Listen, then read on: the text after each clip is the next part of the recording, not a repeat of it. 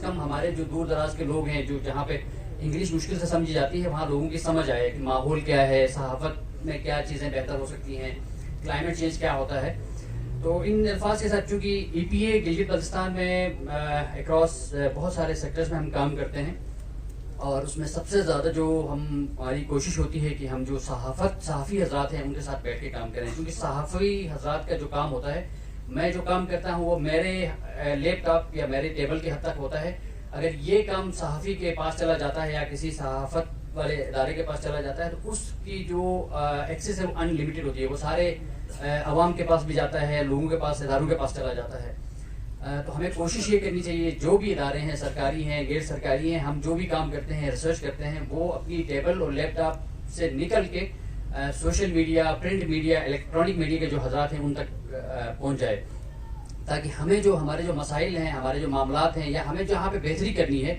وہ اس کے لیے بہتر ہمارے پاس سے لوگوں کی طرف سے مشورے آ جائیں, بہتر ان کی طرف سے. کیونکہ جس ایریے کے اندر ہم رہتے ہیں گلگت بلتستان, یہ دنیا کا واحد خطہ ہے جس کو لیونگ میوزیم بھی کہتے ہیں. دنیا کے سب سے بڑے گلیشیئر ہمارے پاس ہیں, سب سے بڑے پہاڑی سلسلے ہمارے پاس ہیں, سب سے بڑے صاف پانی کے جو ذرائع ہیں دنیا میں کہیں نہیں ہیں, اتنے بڑے جو دریا ہمارے پاس ہیں. اسی طرح نباتات ہمارے پاس, جو جڑی بوٹی پروپیگیٹ کرنا چاہیے, اور وہ چیزیں جو ہمارے ایریے کے لیے نقصان دہ ہیں یا ہمارے ایریے کے لیے بہتر نہیں ہیں, ہمارے لیے بہتر نہیں ہے, اس کو ہم سب کو روکنے کی کوشش کرنی چاہیے. جس ایریے میں ہم بیٹھے ہوئے ہیں, یہ جو جٹیال کا ایریا ہے, ایک سنگل جانور مارخور آپ سب جانتے ہیں 5.5 سے 4 کروڑ میں شکار ہوتا ہے اس کا. تو آپ اندازہ لگائیں, ہمارے پاس اللہ کا دیا ہوا سب کچھ ہے, شاید ہمیں اس سے آشنائی نہیں ہے. اسی طرح بہت ساری ایسی جڑی بوٹیاں جنگلی آپ کے پاس ہیں, آپ کی ایگریکلچر لینڈ کے اندر ہیں, آپ کے پاس بہت ساری ایسی فصلیں ہیں, انڈیجنس نالج جسے کہتے ہیں. ہم تو آج کل جو اداروں کے اندر یا جو یونیورسٹیز کے اندر ہیں, ہم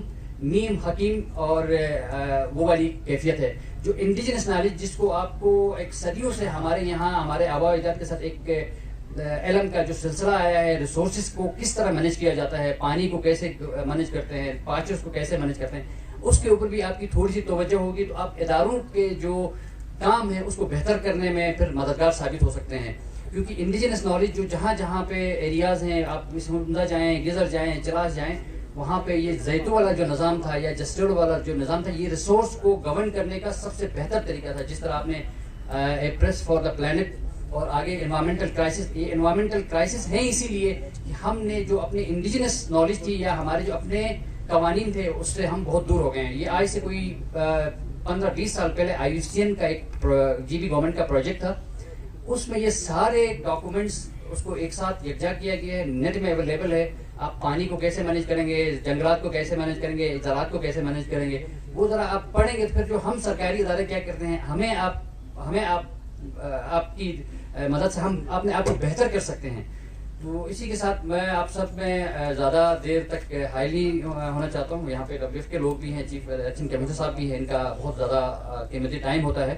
تو آپ سب سے ریکویسٹ یہ ہے, ہم اگر کوئی غلطی کریں تو آپ تنقید برائے اصلاح کریں, اور انفارمیشن کو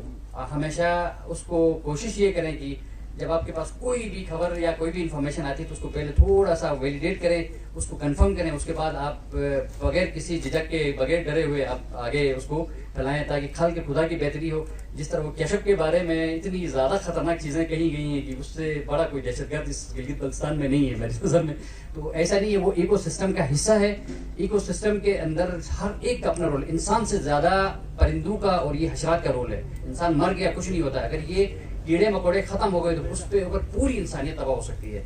تو آپ سب کا بہت شکریہ, خاص کر یہ جو یونین آف جرنلسٹ ہیں, ان کی جو ایفرٹ, خاص کر یہ سرکاری اداروں کو اس طرح کے کام کرنے چاہیے, کراس GB سے میڈیا کو بلا کے یا میڈیا کے حضرات. بسم اللہ الرحمن الرحیم. آج دنیا بھر میں یوم صحافت کا عظیم دن منایا جا رہا ہے, اس لیے میں گلگت بلتستان سمیت پوری دنیا میں صحافتی خدمات سر انجام دینے والے تمام حضرات کو خراج تحسین پیش کرتا ہوں. اسی طرح گلگت بلتستان کے جو صحافی ہیں یہ انتہائی ناہموار حالات اور ناکافی وسائل کے باوجود جو خدمات سر انجام دے رہے ہیں، معاشرے کے اندر ہر مسئلے کو اجاگر کرتے ہیں، چاہے وہ پہاڑ کی چوٹی پہ ہو، دریا کے کنارے پہ ہو، شہر کے مرکزی مقامات پر ہو۔ گلگت بلتستان کے صحافیوں نے ہمیشہ بغیر کسی